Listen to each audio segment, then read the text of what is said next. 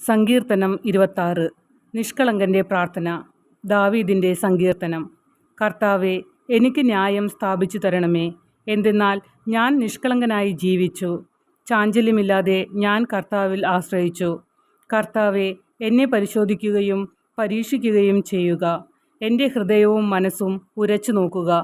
അങ്ങയുടെ കാരുണ്യം എൻ്റെ കൺമുമ്പിലുണ്ട്. അങ്ങയുടെ സത്യത്തിൽ ഞാൻ വ്യാപരിച്ചു. കപടഹൃദയരോട് ഞാൻ സഹവസിച്ചിട്ടില്ല. വഞ്ചകരോട് ഞാൻ കൂട്ടുകൂടിയിട്ടില്ല. ദുഷ്കർമ്മികളുടെ സമ്പർക്കം ഞാൻ വെറുക്കുന്നു. നീചന്മാരോടുകൂടെ ഞാൻ ഇരിക്കുകയില്ല. കർത്താവെ, നിഷ്കളങ്കതയിൽ ഞാൻ എൻ്റെ കൈ കഴുകുന്നു. ഞാൻ അങ്ങയുടെ ബലിപീഠത്തിന് പ്രദക്ഷിണം വയ്ക്കുന്നു. ഞാൻ ഉച്ചത്തിൽ കൃതജ്ഞതാസ്തോത്രം ആലപിക്കുന്നു. അവിടുത്തെ അത്ഭുതകരമായ സകല പ്രവൃത്തികളെയും ഞാൻ പ്രഘോഷിക്കുന്നു. കർത്താവെ, അങ്ങ് വസിക്കുന്ന ആലയവും അങ്ങയുടെ മഹത്വത്തിൻ്റെ ഇരിപ്പിടവും എനിക്ക് പ്രിയങ്കരമാണ്. പാപികളോടുകൂടെ എൻ്റെ ജീവനെ തൂത്തെറിയരുതേ. രക്തദാഹികളോടുകൂടെ എൻ്റെ പ്രാണനെയും.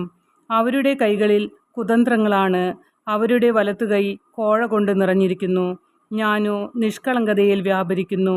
എന്നെ രക്ഷിക്കുകയും എന്നോട് കരുണ കാണിക്കുകയും ചെയ്യണമേ. നിരപ്പായ ഭൂമിയിൽ ഞാൻ നിലയുറപ്പിച്ചിരിക്കുന്നു.